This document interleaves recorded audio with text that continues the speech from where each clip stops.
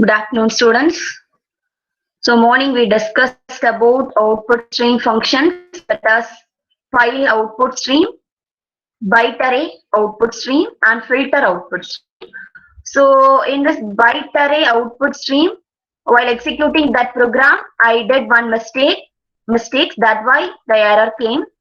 So, I mistakenly represent the file name. That is the major thing. Nothing else error in this program. Okay. So, just we have to create output stream, that is F out and F out1.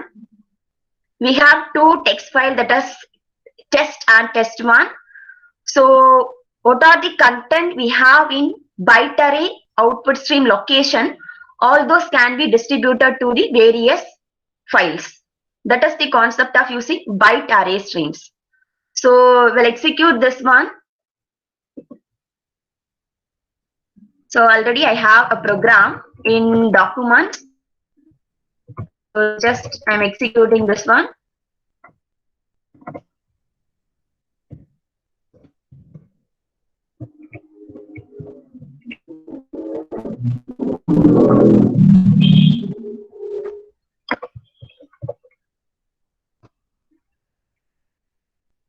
A JavaC byte array output stream.exe, and I'm going to execute this one.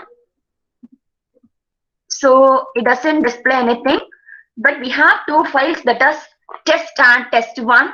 So inside what we have to store, welcome to home. We'll check in D drive. We have test and test1. So welcome to home. This is our first file, and welcome to home. This is our second file. Okay. So we have all the contents in various destination location. That is the byte array output stream.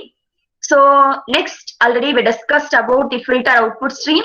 So if you want to filter content from existing location to new location, we can use the filter concept to filter all the data. What are the data we have to filter? All those data we can filter from the particular document, and we can write all those things in the destination location. So that is the concept we are using, filter output stream. So already I explained that if you are using system stream API concept, then we can use a filter output stream concept as much as efficiently, but it does not filter the data. So it just store the content from one location to other location, what we declared here. Okay. So if you want to use a filter concept, we go with stream API concept. Last session, Ashok sir explained those things. So in this filter output stream, we have three main types, that is data output stream, buffered output stream, and print stream. So output stream, it is a superclass for all the streams. So inside output stream, we have file output stream, byte array output stream. Next, we have filter output stream. So inside filter output stream, we have data output stream, buffered output stream, and print stream. So first one, data output stream. So what does this data output stream means? So if you want to write an primitive data types into a particular location, we go with data output stream. So already I explained file output stream concept. So in this file output stream, if I declare F out of 65 means, so what it will print, what it will store in a particular location, it print A as the output. It store A as the output, isn't it? So it convert that value into ASCII code that is stored into the memory location. But if you want to store the particular integer as it is means, we go with data output stream concept. So in this data output stream, it stores the data in machine independent way, and later we can retrieve the data through data input stream. I will show the demonstration. You will easily understand that concept. So before moving to this, first we have different methods. Okay. So first one, void write of integer b. So if you want to write and specify byte to the output stream, we go with the function write. And write char of means if you want to write character to the output stream location, we go for write char of. And if you want to write strings means we go with the function right char of strings. That is a sequence of characters we can store in the destination location. So, and if you want to write a byte value, that is byte means 1 byte value. Character means 2 byte value. So, if you want to write a byte value to the output stream, we go with the function void write byte of. And if you want to store integer value, write integer of. Short value means write short of. A long value means write long of. And flush, the flush method, it is used to clear all the content transfer to the destination location. Okay, so these are the various methods we have in data output stream. So it does majorly focus on the primitive data types. So if you want to store a data to the output location, and if you want to retrieve the data from the particular location means we can retrieve the data. So the data input streams. So see here, I declare statement file output stream object as file equal to new file output stream of, this is our destination location. I'm going to write all the primitive data types to this location testout.txt. Okay.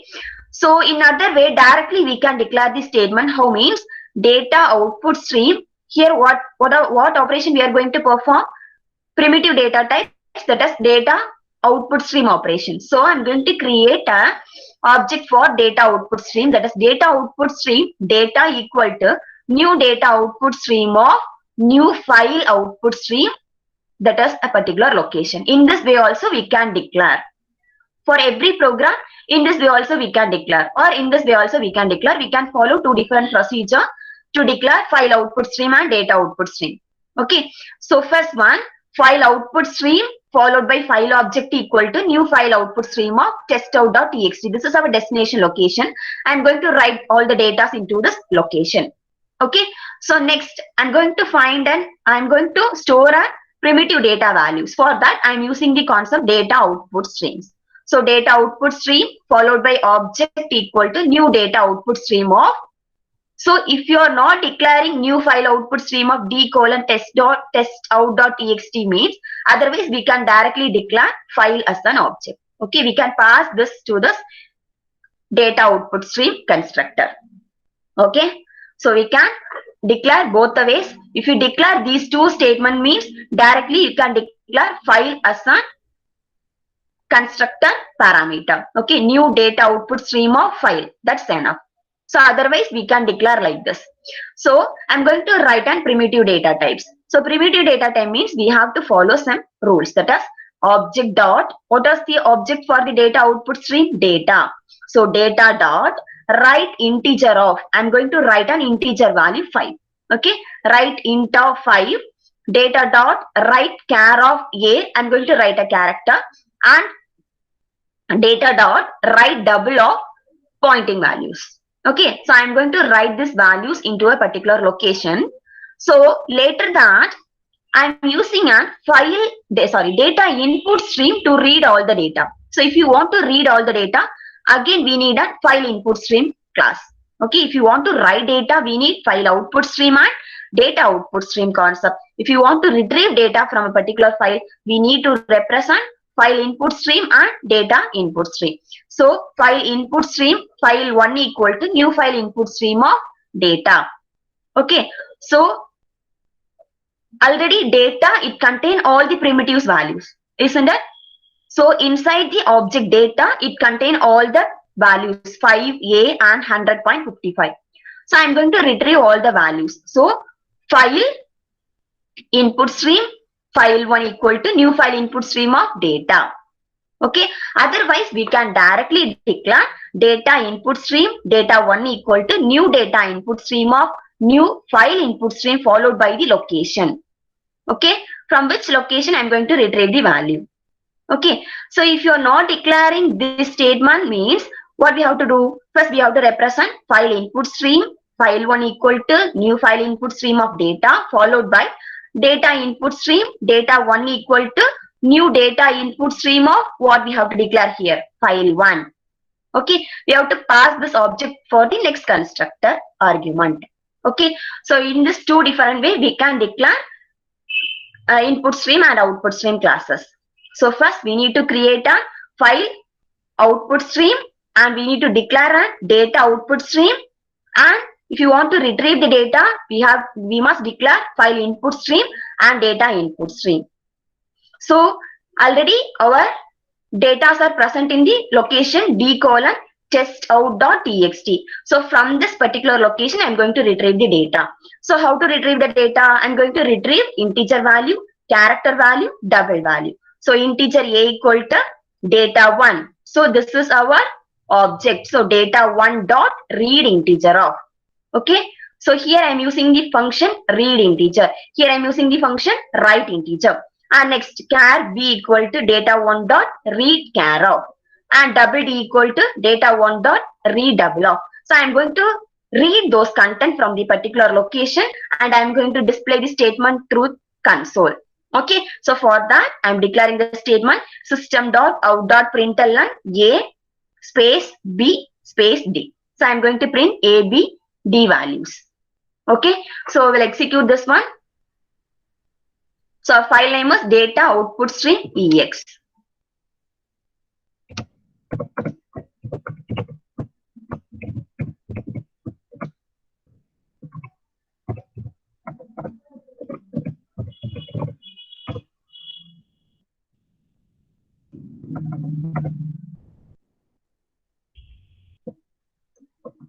Okay, so it directly display the value in this console 5a and 100.55. So already we stored all those content in the text file also, isn't it? So we'll check the test file. What is the file name? Testout.txt. So go to D drive, check the file location. So inside it contains some encrypted format data. The primitive data types can be stored in this test file, some encrypted format. So if you want to retrieve the data through file input stream concept and data. So it majorly focus on how to write a primitive data to the particular location. Okay, so the data can be stored in some encrypted format. So if you want to read the data from the particular location, later we can retrieve the data through file input stream and data input stream concept. Okay, so if you are using both the things, the data, we can retrieve the original data. So our console will display the value as 5a 100.55. Okay, that data output stream. So next one, buffered output streams. So what does this buffered output stream means? So previous session, sir explained that, last class sir explained that even our printer system has buffer location, isn't it? At a time it can print only one document. So all the remaining documents are stored in this certain buffer locations. So once it completed its task, again from this buffer, it transfers instruction to printer to print all the data. So in the same way, so and perform input output operation. So example, I have lot of data, but I cannot process all those data as much as fast. So what this buffer will do means it stores all the information in this buffer location. See the example, here we have location buffer. So inside the buffer, it stores all the data. So and once it completes its task, again it read the data from the buffer location and it perform necessary task. That's the purpose we are using the concept buffered output streams. So in addition to that, consider if some person transfer data to me, he transferred with the speed of 512 bytes something. Assume that, okay, but I cannot receive all the data at the same time. So in my system, we have a buffer location, means inside the buffer, it stores all the data. So after completing task, I can retrieve data from the buffer location. So for that, we are using the concept buffered output stream. So it is using the concept buffer. Okay, so from the buffer, we can retrieve the data and we can process the data to output streams. So that is the concept of using buffered output streams. It internally uses some buffer to store the data. So from the buffer, I can take the data and I can process the data. Okay, so here we have an constructor. So buffer output stream OS. That is, if you want to write some data into the buffer location, we must use a function buffered output stream method. So each and every class we must create a constructor, isn't it? If you're declaring file input stream followed by fout equal to new file input stream of, that is a constructor. Okay, that constructor, it is used to initialize size for the particular object. So each and every class, it contains its own constructor. So in the same way, so in this buffered output stream also, we must declare a constructor. And the second one, we can declare size of the buffer also. So that is buffered output stream object as OS comma integer size. So we can specify the buffer size. So based on that, it create a buffer location. Okay, so in that particular buffer location, we can write the data and later we can retrieve the data. So, and we have a function, write functions. So if you want to write some content means, obviously we need write functions. And flush method, it is used to clear all the contents in this particular location and all the contents are transferred to the particular destination. For that, we are using the concept flush method. Okay, so see the program.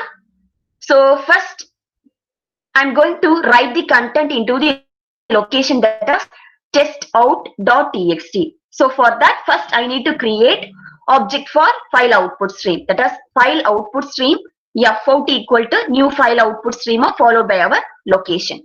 Okay, so here I'm using some buffered output stream. So buffered output stream means we have a temporary location, that is buffer location.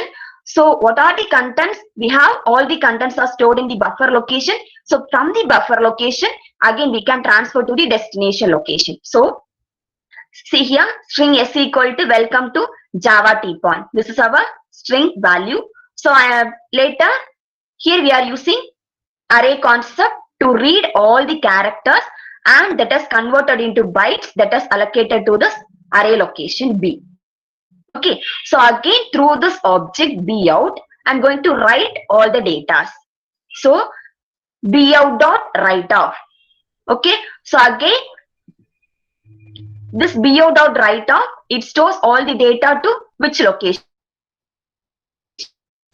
Okay, B dot write off B. So I'm going to write all the things present in B to the destination location fout. For that, I'm using concept B out dot. Again, I'm using a flush concept and close all the inputs, file output stream and buffered output stream. Okay. First, we need to write all these things in buffer. It stores all the content in buffer location. So from the buffer, again it write data to the destination location. So we'll execute this one. So here we have a statement, welcome to Java T-point. So I'm going to store this welcome to Java T-point to the destination location testout.txt.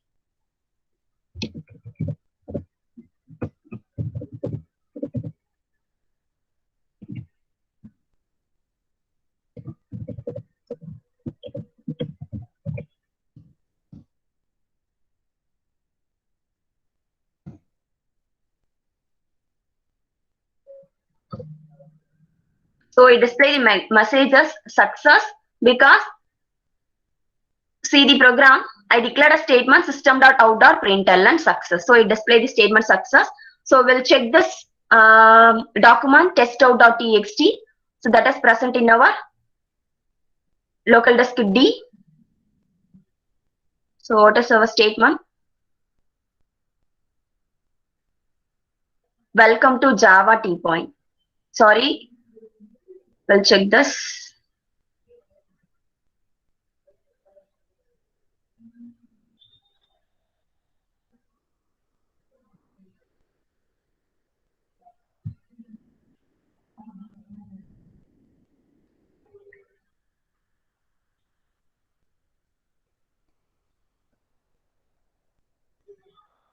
Okay, so this is our byte output stream example.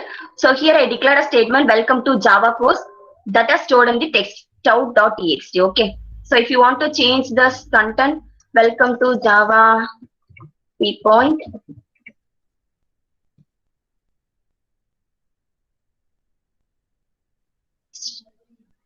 First, we need to save this program, buffered output stream ex.java. Execute the program, javac buffered output stream ex.java, java buffered output stream ex. So it display the message as success. We'll check the document. So welcome to Java T-point. Okay. So this is the next concept of output stream class. So buffered output stream means, so all the necessary contents are already stored in this particular buffer location. So from the buffer location, we can write the content to the destination location. Okay. So next concept is on print stream.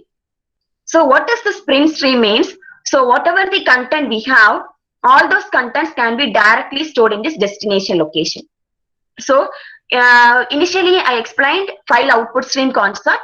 So in that I declare a value f out of 65, isn't it? But it stores the value as a. And also data output stream, it encrypt the value and store it in the file location, isn't it? Later we can retrieve the data through data input stream. So it retrieve the original output as file a 100 point something, isn't it? So if you want to print whatever the value we have, that value we can print directly to the destination means we go for function print stream. Okay. This method, it is used to write data to another streams. So whatever the data we have, all the data can be written to the destination location as it is without any changes. So that is the concept we are using print stream method. So if you want to print a character, we go for a function void print char of c. Okay. So and sequence of characters, if you want to print, we go for an array concept. And if you want to print integer, we go for a function integer of I. So and next we have a long function, float function, double function, string functions. So if you want to print all those things, we can directly print to the destination location. For that, we are using the concept print stream method. Okay. So see this example. So first, I'm going to create a file output stream. So which location I'm going to store my content. So file output stream f out equal to new file output stream of d:\testout.txt. I'm going to write my content to the destination location test out. Okay. So I'm using next concept print stream. So print stream, it print the data as it is. So print stream, I'm going to create an object for the print stream p out. So equal to new print stream of f out.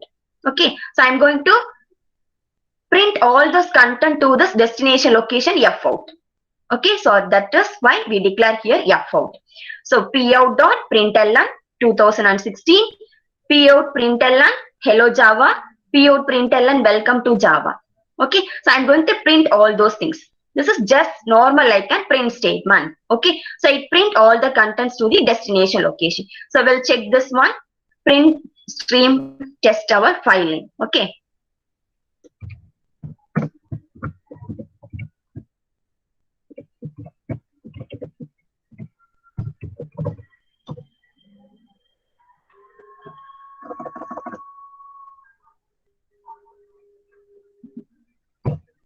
Okay, it display success message. So we'll check the folder, D drive, file, test out. So inside test out, it contains 2016, hello Java, welcome to Java. Okay, if you want to print the content as it is, we go for a concept print stream method. Okay, so next one,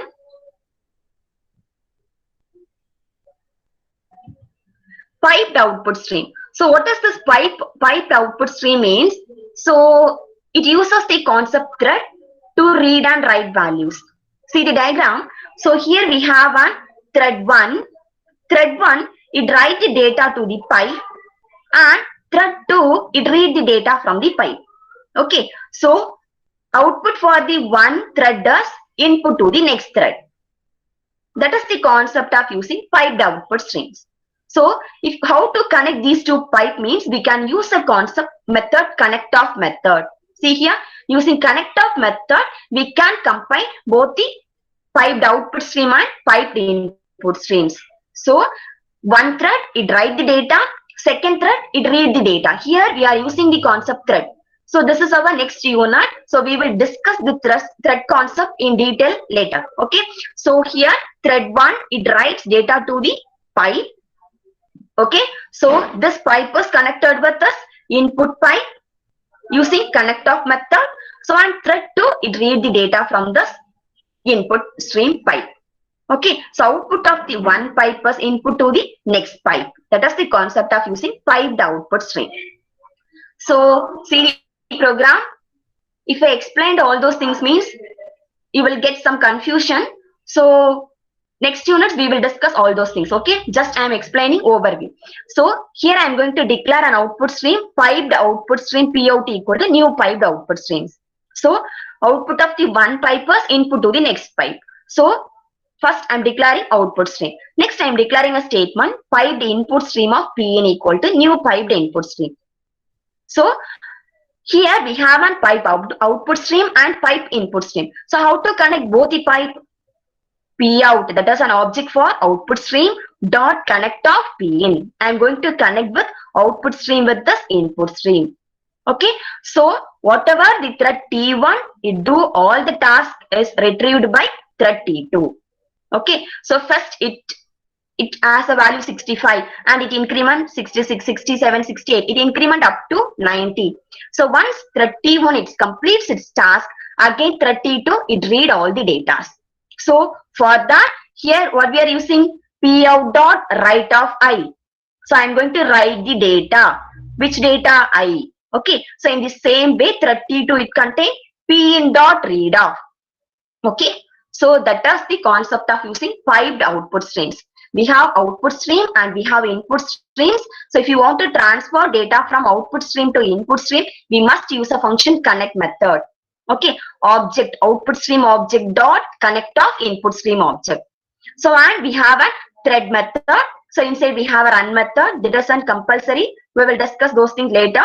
So inside we have a function that is for loop I equals 65 to 90. Okay, so through Pout dot write of method, I am going to write all the data.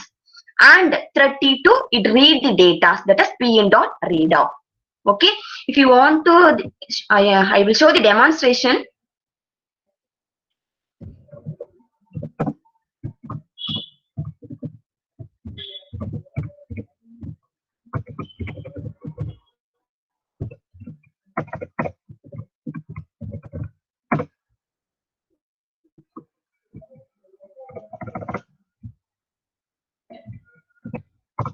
Okay, what is the output? 65 to 90. Okay, it read the data. Okay, this is piped output stream. So next, last one is an object output stream. So that comes under the concept of serializing.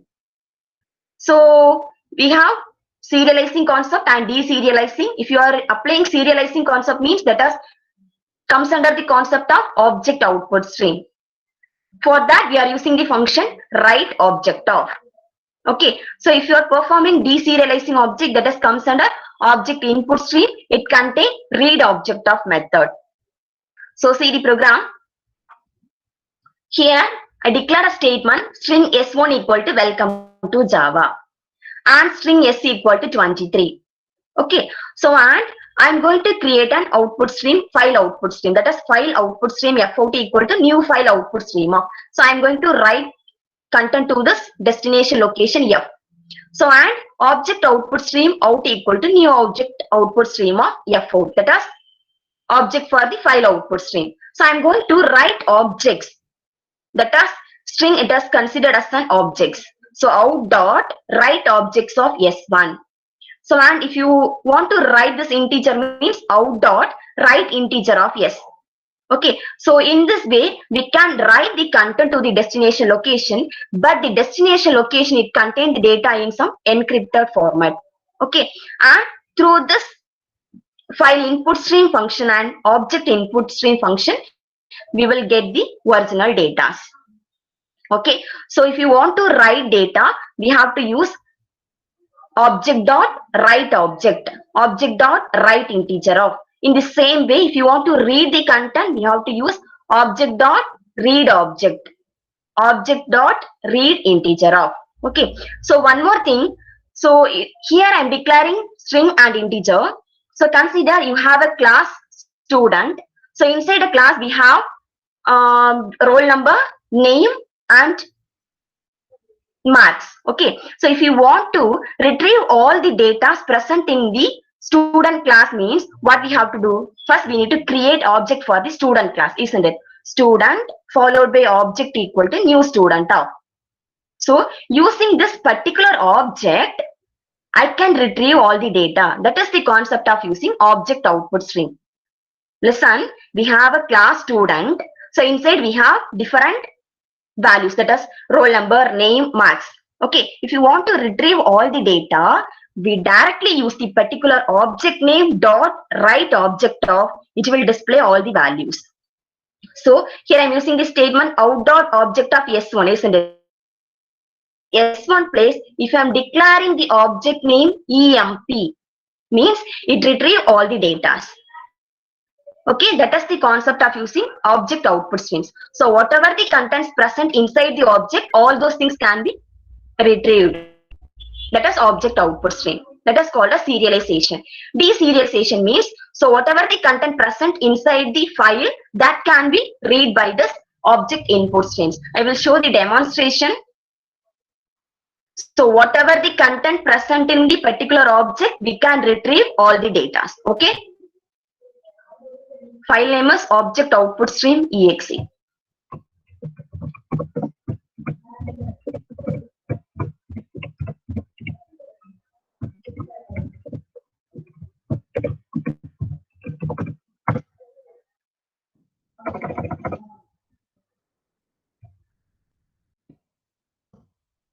Okay, so it displayed the message welcome to Java. Why? Because here I'm using the statement system.out.println oin.read object. Okay, so see the program. I will show the program that is present in this document.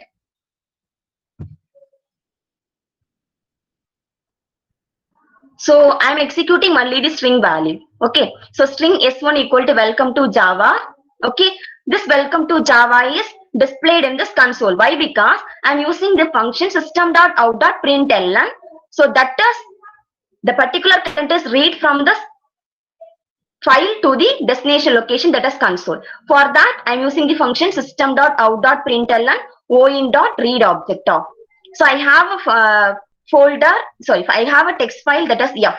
So inside the text file, it contains a statement welcome to Java. We'll check this. So D, F. So it contains data in some encrypted format. Okay, that is the main concept of using object output stream concept. So we can securely store the data. So this data is in the format of encrypted format. So if you want to retrieve the data, we can use object input stream and file input stream concept, and we will get the original data. So object output stream means whatever the content that are stored in the particular objects, we can retrieve all these data. Okay, that is majorly focus on object. Okay, so for that, first we need to create object output stream, file output stream and object output stream. And in the same way, if you want to retrieve the particular data means, we must declare file input stream and object input stream. So that's all about today's session. So we will discuss remaining things in next class. Okay, if you have any doubt, please post your queries.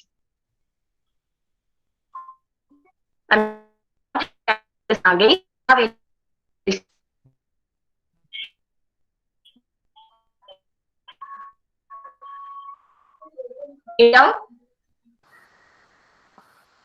okay, go for